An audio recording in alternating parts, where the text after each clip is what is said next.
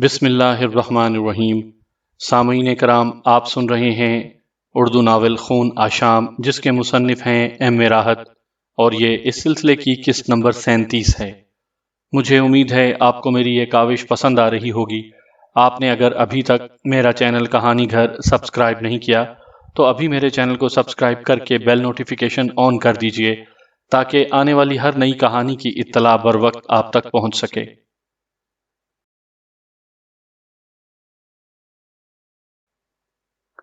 बांसु काका, तो इसका मतलब है कि मेरे माता पिता को महाराज जगमान सिंह ले गए। हाँ, वो ही ले गए हैं। क्या समझी? तो वो माधोपुर में है बांसु काका। कुछ नहीं पता चल सकेगा कि वो लोग कहाँ हैं? कुछ नहीं पता चल सका, बांसु काका ने जवाब दिया, और रूपलेखा आंसू बहाती रही। बहुत देर तक यही कैफियत रही थी। मैं भी खामोश बैठा उन हालात का जायजा ले रहा था। मुझे जो कुछ बोलना था बाद में ही बोलना था। अभी इस सिलसिले में क्या कहना, चुनाचे खामोशी से एक एक की सूरत देखता रहा। चलो ब्यास, अब यहाँ हमारा क्या रखा है? घर में भी ताला पड़ा हुआ है। मैंने एक लम्हे के लिए सोचा और कहा, घर तो तेरा ही है ना रूपलेखा? हाँ, घर मेरा ही है। तो ताला खोलकर अपने घर में जा सकती है। तुझे तेरे घर जाने से कोई रोक सकता है? रूपलेखा ने मुझे देखा। उसकी आंखें आंसुओं से भरी हुई थीं, लेकिन उसने अपने आप को संभाला हुआ था। फिर उसने कहा, हाँ चलो, अपने घर में चलते हैं। हम लोग बांसु काका के हाथ से उठ गए। किसी ने रूपलेखा को उसके घर जाने से नहीं रोका था। दरवाजे का ताला तोड़ देना मेरे लिए कोई मुश्किल काम न था। हम घर में दाखिल हो गए। खाली घर साए साए कर रहा था। रूपलेखा पर रिकत तारी हो गई, जो फितरी थी। वो खामोशी से आंसू बहाती रही थी। फिर पास पड़ोस से लोग उसकी खबर पाकर आने लगे। ये सब सदरशन नाथ सुनार के पुराने मिलने वाले थे, और रूपलेखा को नहीं जानते थे। सब ने अपने अपने तासुरात, अपने अपने जज्बात का इजहार किया। कुछ ऐसे थे जो रूपलेखा से हमदर्दी रखते थे, और महाराज जगमान को बुरा भला कह रहे थे। रूपलेखा आंसू बहाती रही। मैं भला ऐसे मामलात में क्या बोल सकता था? अलबत्ता बकवास करने वालों की बकवास मुझे पसंद नहीं आ रही थी। मैंने रूपलेखा से कहा, रूपलेखा, लोग आते रहेंगे और जो उनके मुंह में आएगा बकते रहेंगे। मेरा ख्याल है हमें यहाँ से निकलना चाहिए। रूपलेखा ने आंसू भरी आंखों से मुझे देखा और कहा, सोचा तो ये था महाराज कि घनेरी आने के बाद सारी मुश्किलें हल हो जाएंगी। माता पिता मिल जाएंगे, उनसे पता चलेगा कि आगे क्या हुआ। बात तो खत्म ही हो चुकी होगी, लेकिन हमारे तो दुखों में और इजाफा हो गया। इससे तो अच्छा था कि वहीं पहाड़ों पर पड़ी रहती, चतुरबंश महाराज की सेवा करती रहती, और जीवन बीत जाता। मुश्किल था रूपलेखा, क्या मुश्किल था? अच्छी भली तो रह रही थी वहां, कोई चिंता नहीं थी मुझे। उनका जीवन कितना था? वो मर जाते तो उसके बाद तुम अकेली रह जाती। तुम जो आ गए थे। नहीं रूप, मेरी मंजिल वो नहीं है। मैं तो ना जाने कहां से कहां का मुसाफिर हूं। मुझे तो ना जाने कितना तवील सफर तय करना है। तो अब बताओ मैं क्या करूं? क्या माधोपुरी नहीं जाओगी? जाऊंगी, क्यों नहीं जाऊंगी? वहां मेरे माता पिता हैं। पापी जगमान ने उन्हें कैद कर रखा था। हाँ, बमल राज भी तो है, मैंने कहा, और रूपलेखा मुझे देखने लगी। उसका होना ना होना बराबर है। भला अपने पिता के खिलाफ वो क्या करेगा? वो राजकुमार है। छोड़ो ब्यास, वो कुछ कर सकता तो नौबत यहां तक पहुंचती ही क्यों? वो ठंडी सांस लेकर बोली। उसके बाद मैंने उस मौजू पर उससे कोई बात नहीं की। चंद लम्हात खामोशी रही। उसके बाद मैंने कहा, हमें माधोपुरी चलना है ना? मोहल्ले वाले कहते हैं कि जगमान मेरे पिता को इसलिए ले गया है कि मैं माधोपुरी जरूर आऊंगी। उनका ख्याल था कि मैंने कुएं में कूदने का धोखा दिया है लोगों को, हालांकि असलियत तुम अच्छी तरह जानते हो। छोड़ो इन बातों को, हमें किसी को जवाब नहीं देना। मैं तो ये सोच रहा हूँ कि हमें किस हैसियत से माधोपुरी जाना चाहिए।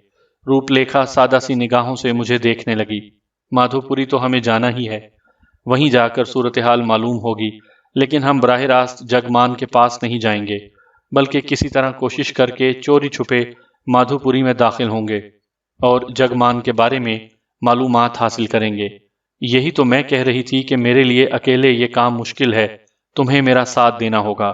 हमें माधोपुरी के लिए रवाना हो जाना चाहिए। यहाँ घनेरी में वक्त गुजारना बिल्कुल बेकार ही साबित होगा। मैं तुम्हारे हर हुक्म की तामील करूंगी। तो फिर हमें सफर शुरू कर देना चाहिए। अगर इजाजत दो तो एक दो दिन यहाँ बिता लूं। माता पिता का घर है। मन चाहता है कि इसे फिर से वैसे ही संवार दूं जैसा ये पहले था। कैसा गंदा हो रहा है। हाँ हाँ, मुझे कोई एतराज नहीं है, मैंने कहा, और उसके बाद 3-4 दिन हमने यहाँ खामोशी से गुजार दिए। 5वें दिन रूपलेखा ने कहा, ब्यास महाराज, अब हम माधोपुरी चलेंगे। तो फिर ठीक है, देर करने की क्या जरूरत है। तुम्हें माधोपुरी का रास्ता मालूम है? नहीं, मालूम तो नहीं है, पर उसके बारे में सुना है कि यहाँ से सीधी सड़क जाती है। माधोपुरी बहुत ज्यादा दूर भी नहीं है। ठीक है, रास्ते में छोटे मोटे गांव तो पड़ते होंगे, पूछते हुए चले जाएंगे। एक पोटली बनाकर रूपलेखा ने अपनी बगल में दबा ली थी और उसके बाद हम दोनों मुसाफिर माधोपुरी चल पड़े। घनेरी बस्ती से निकल आए और उस सड़क की जानिब चल पड़े जिधर रूपलेखा के ख्याल के मुताबिक माधोपुरी का रास्ता था। न जाने क्या ख्याल आया मुझे, मैंने रूपलेखा से कहा, रूपलेखा, क्यों ना हम धर्मपाल से मिलते हुए चलें। वादा भी किया था बेचारे से, मगर जा ही नहीं सके थे।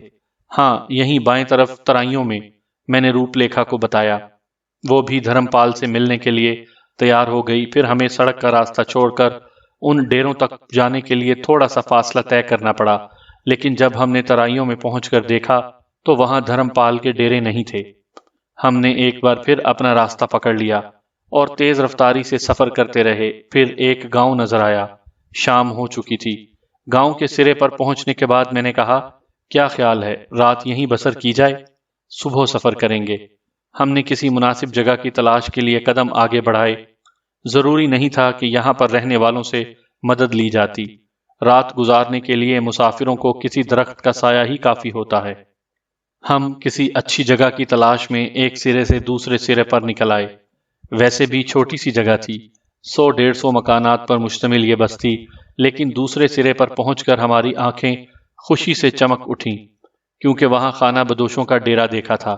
उनके जानवर खुले हुए थे और उन्होंने जगह जगह आग जला रखी थी, लेकिन खैमे नहीं लगाए थे। मुझसे पहले रूपलेखा ने कहा, अरे ये तो वही लोग मालूम होते हैं। लगता तो मुझे भी ऐसे ही है, आओ चलें। हम लोग आगे बढ़ गए और फिर हमें धर्मपाल मिल गया। हमें देखकर खुशी से उछल पड़ा। अरे महाराज, तुम तो मेरा पीछा करते यहाँ तक आ गए। क्या करते धर्मपाल, तुम्हें देखने उस जगह गए थे जहां तुमने डेरे लगाए हुए थे। वहां तुम्हें ना पाया तो तुम्हें तलाश करते हुए चल पड़े।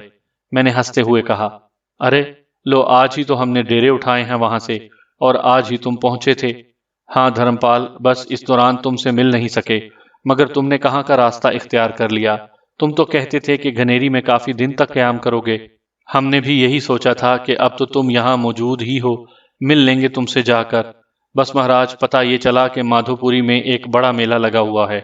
ये मेले ठेले ही हमारे लिए काम के होते हैं। महाराज, 4 पैसे इन्हीं मेलों से मिल जाते हैं। जब हमें ये पता चला तो हमने फौरन ही डेरे उठा दिए। अब माधोपुरी जाकर डेरे लगाएंगे, मेले में खेल करतब दिखाएंगे, और भगवान ने चाहा तो अच्छे खासे पैसे कमा लेंगे। रात हो गई थी, इसलिए यहाँ रुकना पड़ा। सुबह को फिर सफर शुरू कर देंगे। मैंने हंसते हुए कहा, लगता है धर्मपाल महाराज, हमारी तुम्हारी तकदीर में सफर एक साथ ही लिखा हुआ है। समझे नहीं हम महाराज व्यास, हम भी माधोपुरी ही जा रहे हैं। अरे वाह, भगवान की सौगंध, मजा आ गया। ये तो बड़ी अच्छी बात है, फिर तो साथ ही चलेंगे। चुनाचे हमने भी धर्मपाल के साथ ही कयाम किया। बेचारा बड़ा अकीदतमंद था। वही नहीं बल्कि उसके कबीले के तमाम ही लोग उस वाकया को नजरअंदाज नहीं कर सके थे जिसमें उन बच्चों के अलावा धर्मपाल की जान भी बची थी, वरना न जाने कितने उसकी लपेट में आ जाते। उसके साथ साथ वो मेरी कुवत का मुजाहरा भी देख चुके थे और मुझे आज भी औतार समझते थे। दूसरी सुबह सफर का आगाज हो गया। रूपलेखा की तकदीर अच्छी थी कि उसे पैदल सफर नहीं करना पड़ रहा था। थी भी नर्मो नाजुक, लेकिन बाहर तो और बाहिम्मत थी, और सफर के दौरान कभी किसी किस्म की कमजोरी का मुजाहरा नहीं करती थी। एक बार फिर उसे बैलगाड़ी मिल गई। मेरा मसला बिल्कुल अलग था। मैं तो जिंदगी भर पैदल चल सकता था। फिर हमने माधोपुरी देखी और माधोपुरी के उस हिस्से में पहुंच गए जहां मेला लगा हुआ था। खुशियों का एक तूफान उमड़ा हुआ था। खेल खिलौने, झूले, तरह तरह के पकवान, कपड़ों और गहनों की दुकानें, ना जाने क्या क्या सजा रखा था लोगों ने वहां पर। बस इंसान अपने खुश होने के लिए अनोखे जतन करता है। इसके लिए जरूरी नहीं है कि कोई खास ही किस्म का एहतमाम हो। धर्मपाल ने भी अपने डेरे एक तरफ लगा दिए। औरतों ने सरंगियां निकाली, टोकरियां सर पर रखीं और चल पड़ी। मर्द तरह तरह की चीजें बना बना कर बेचने निकल पड़े, और वो जो करतब जानते थे, बांस खड़े करके और ढोल बजा बजा कर लोगों को जमा करके पैसे कमाने लगे। धर्मपाल सरदार था, ये सारी चीजें उसकी निगरानी में ही हो रही थीं। मुझे ये सब कुछ बहुत दिलचस्प महसूस हुआ। धर्मपाल ने कहा, माधोपुरी में आपको किसी से मिलना था? इस दौरान मैं फैसला कर चुका था कि धर्मपाल को किसी न किसी तरह अपना राजदार बनाया जाए। रूपलेखा तो बेचारी सीधी सादी थी, उसे तो जो कुछ कहा जाता था वही करती थी। लेकिन मुझे जरा गौर करना था, और इस सिलसिले में धर्मपाल को मैंने एक मुनासिब आदमी पाया था। मैंने धर्मपाल से कहा, धर्मपाल, मैं तुमसे कुछ खास बातें करना चाहता हूँ। दरअसल मैंने तुमसे कहा था कि रूपलेखा मेरी मुंह बोली बहन है। वो बेचारी बड़ी परेशानी का शिकार है। क्या हुआ? धर्मपाल ने पूछा। मैंने मुख्तसरन धर्मपाल को रूपलेखा की कहानी सुना दी। वो दांतों में उंगलियां दबाकर रह गया था।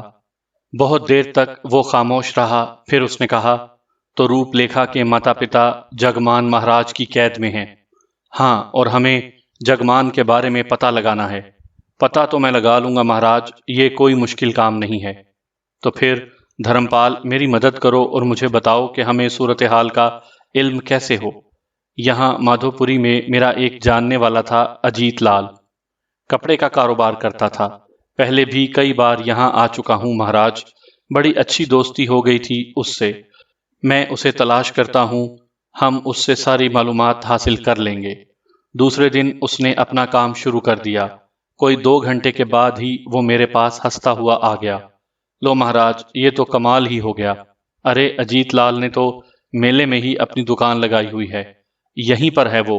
मुझे देखकर बहुत खुश हुआ, कहने लगा कि रात को आएगा मेरे पास, और अब जब वो आएगा तो हम उससे सारी बातें मालूम कर लेंगे।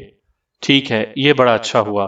अजीत एक उम्र रसीदा आदमी था, धोती और कुर्ते में मलबूस, अच्छी खासी शख्सियत का मालिक।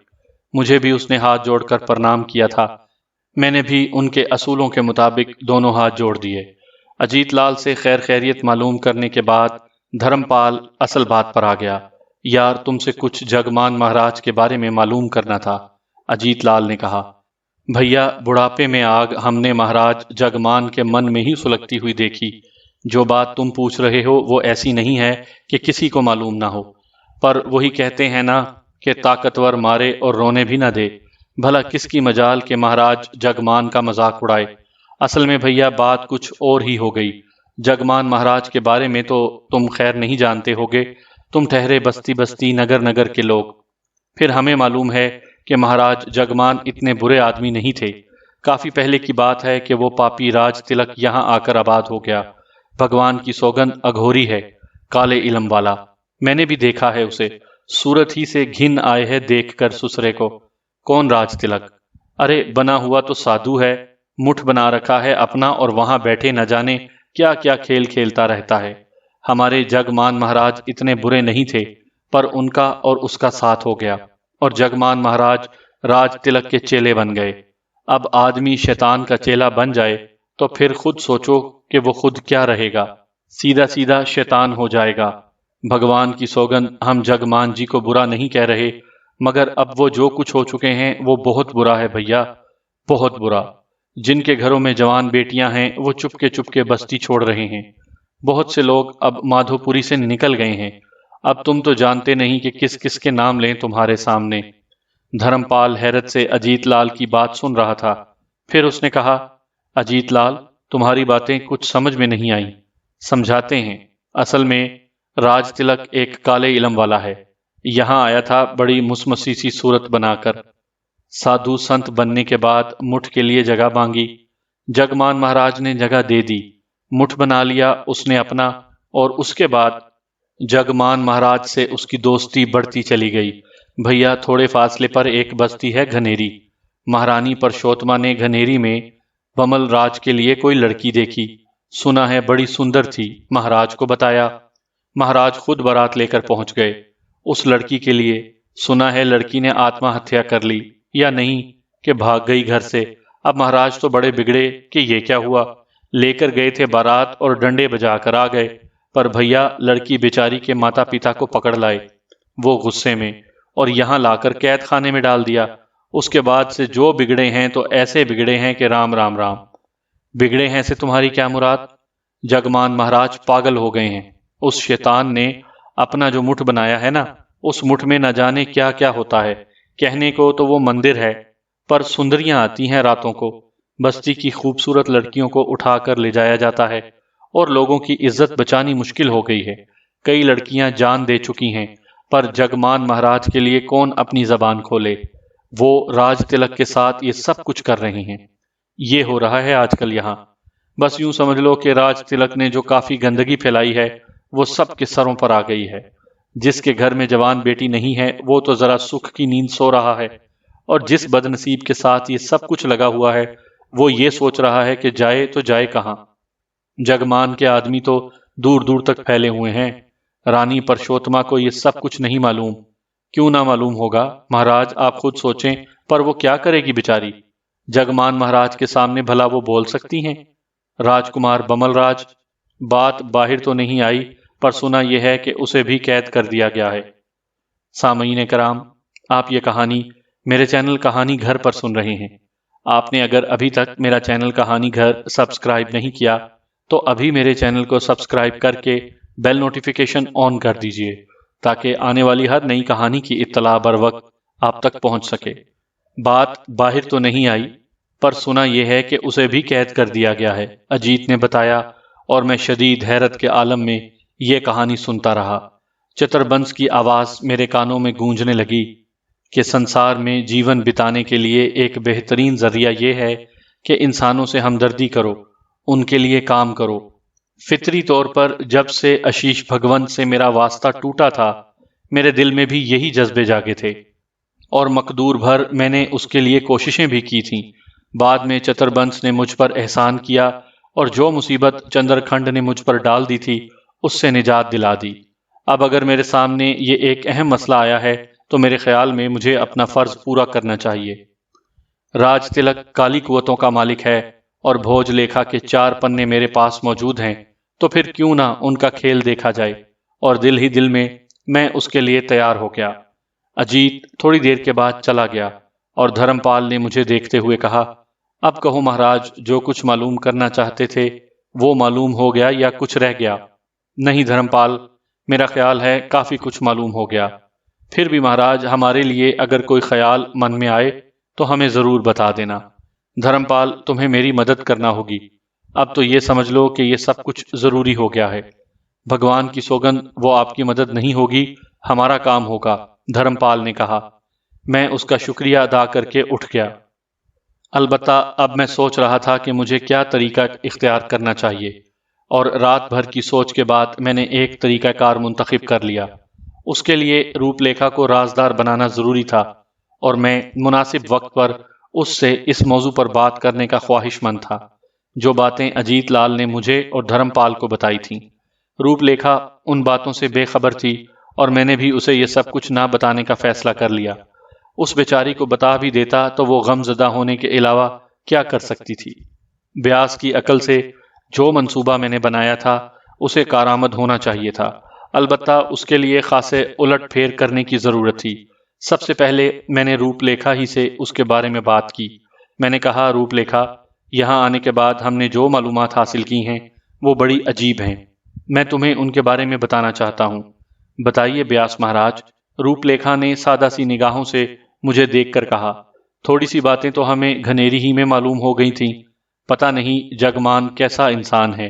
एक ऐसे जवान बेटे का बाप होकर जो अपनी प्रेमिका को अपने जीवन में बसाना चाहता था, उसने इतने बुरे अंदाज में सोचा कि खुद बारात लेकर घनेरी पहुंच गए।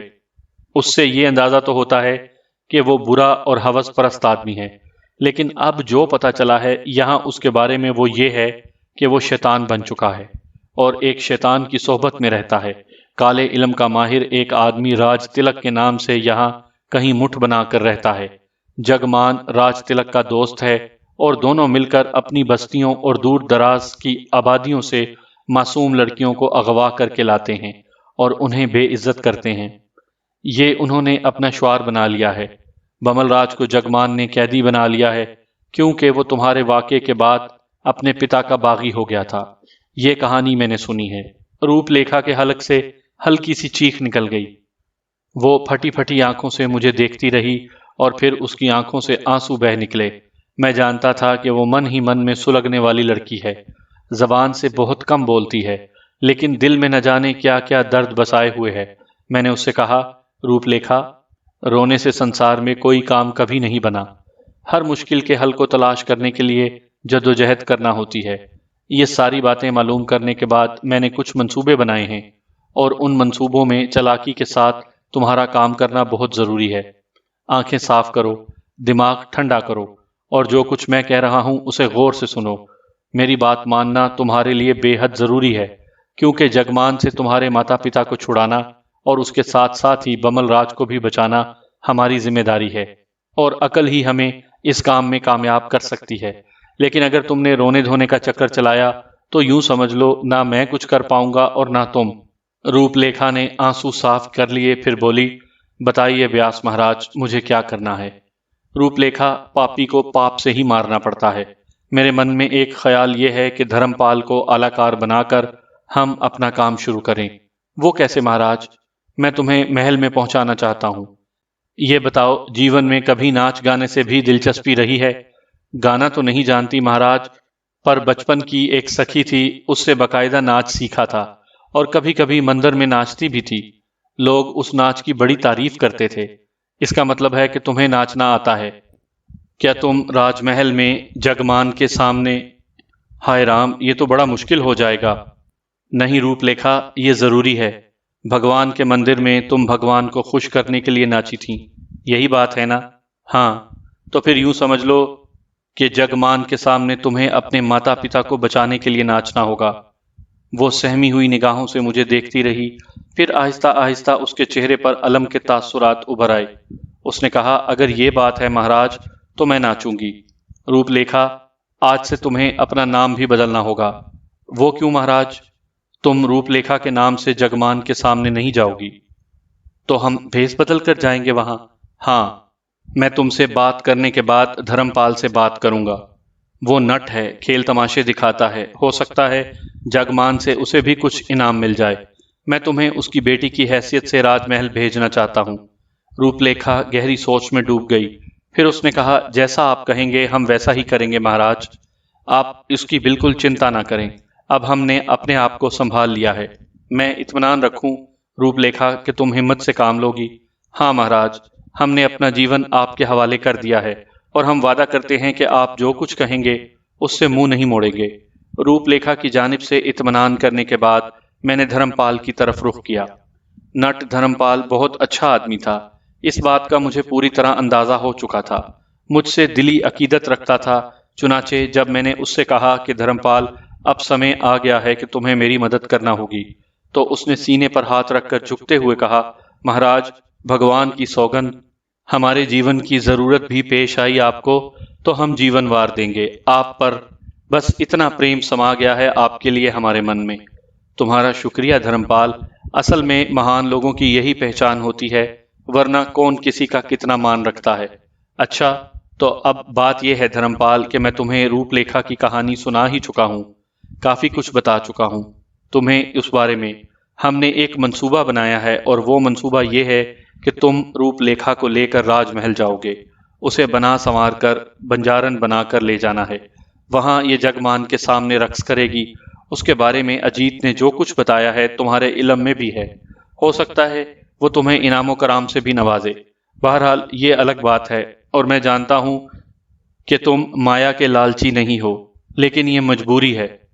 रूपलेखा को कोई भी नाम दे दो। मेरे ख्याल में अगर उसका नाम सरस्वती रख दो तो ज्यादा अच्छा है।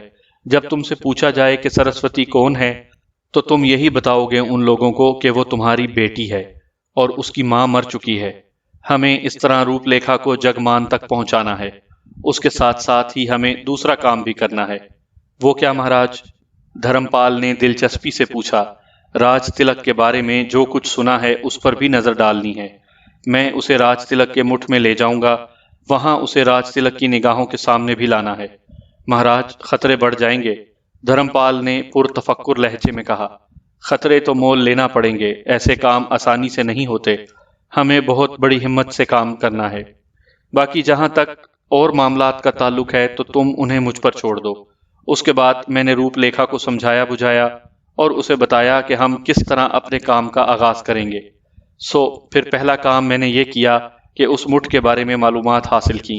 बस्ती के जिस शख्स से मैंने राज तिलक के बारे में पूछा, उसने बुरा सा मुंह बनाकर देखा, फिर बोला, मैं उसके मुठ का रास्ता मालूम करना चाहता हूँ। सीधे चले जाओ, बहुत से बावले जाते हैं उसके पास, रास्ते में कोई ना कोई मिल ही जाएगा। क्या बात है महाराज, राज तिलक के बारे में तो हमने ये सुना है कि बड़े महान साधु हैं। अरे भाई माफ कर दो, कोई बात नहीं है, बस सीधा रास्ता है वहां जाने का।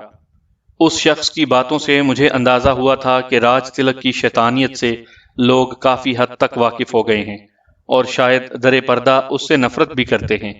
ये दूसरी बात है कि उसकी काली शक्ति से डरते भी होंगे। बहरहाल वहां तक का रास्ता मुझे मालूम हो गया था। मैंने मजीद कुछ मालूमात हासिल की और उसके बाद रूपलेखा को तैयार होने के लिए कहा। रूपलेखा मेरी हिदायत के मुताबिक तैयार हो गई। एक सादा सी सफेद साड़ी में वो जिस कदर हसीन और पुरवकार नजर आ रही थी, उसने मुझे भी मुतासिर किया था। बाहर तौर मैं उसे लेकर राज तिलक के मुठ की जानिब चल पड़ा और मुठ पर पहुंच गया। एक मनहूस सी इमारत थी जिसकी सूरत ही से अंदाजा होता था कि गुनाहों का गढ़ है। वहां बहुत से चेले चाटे मौजूद थे।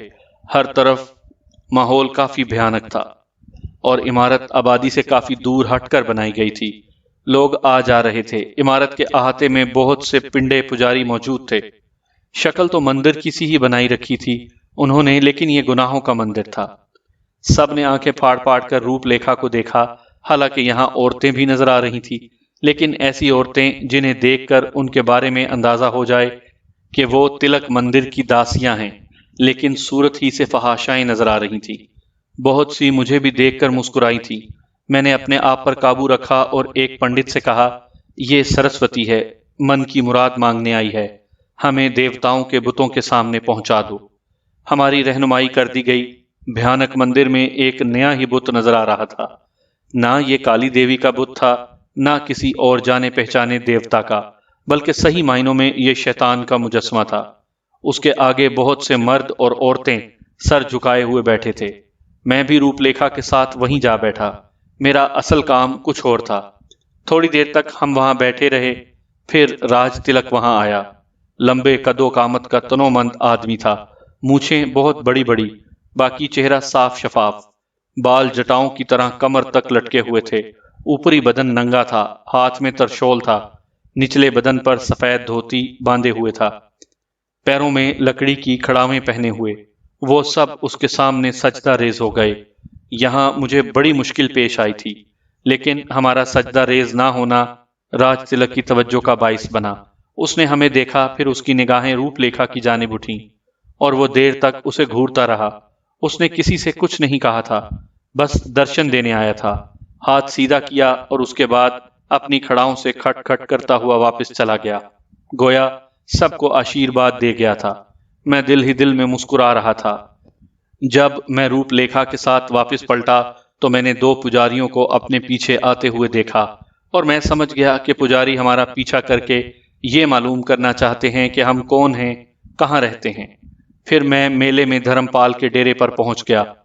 पहला काम मुकम्मल हो गया था और आज दूसरा काम करना था। आज ही शाम को ये काम भी कर डालना था ताकि खेल के आगाज में देर ना हो जाए। धर्मपाल भी तैयार था। शाम को उसने दो औरतों और चार मर्दों को साथ लिया और वो सब के सब ढोल मजीरे लिए हुए थे और उन्होंने नाचने गाने वालों का रूप धार रखा था। मैं भी धर्मपाल के साथ वैसा ही भेष बनाए हुए चल पड़ा था और हमारे साथ रूपलेखा भी थी, जिसने खूब बनाव सिंगार किया था। और जब मैंने उसे रंगों में रंगे हुए रंगीन कपड़ों के साथ सजे बने देखा तो देखता ही रह गया। सचमुच रूपलेखा का हुस्न ऐसा ही था कि लोगों को पागल कर दे। बहरहाल राजमहल पहुंच गए।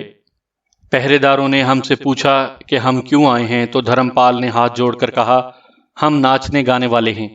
महाराज जगमान के सामने नाच रंग पेश करना चाहते हैं, हमें आज्ञा दी जाए। महाराज से पूछे बगैर आज्ञा नहीं मिल सकती।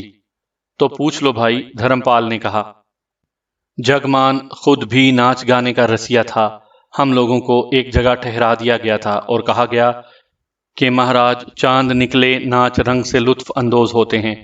तुम लोग रुको, खाओ पियो और उसके बाद तुम जो मन चाहे करना। सो यही किया गया। हम यहाँ तक पहुँच गए थे और इस काम को अपनी पहली कामयाबी तस्वुर करते थे। हमारी खूब खातिर मदारात हुई। फिर रात को महल की बारादरी में रोशनियां कर दी गईं और कुछ देर के बाद हमें वहां पहुंचा दिया गया। हमारे साथ आने वालों ने ढोल मजीरे और दूसरे साज तैयार कर लिए थे। रूपलेखा अब भी सफेद चादर में लिपटी एक दरख्त के पीछे छुपी बैठी थी। उसे जिस तरह महाराज के सामने आना था वो उसे बता दिया गया था। फिर कुछ देर के बाद जगमान आ गए। अच्छा खासा आदमी था, ना जाने क्यों दीवाना हो गया था। वो संघासन पर बैठ गए और हारी मवारी आस पास बैठ गए।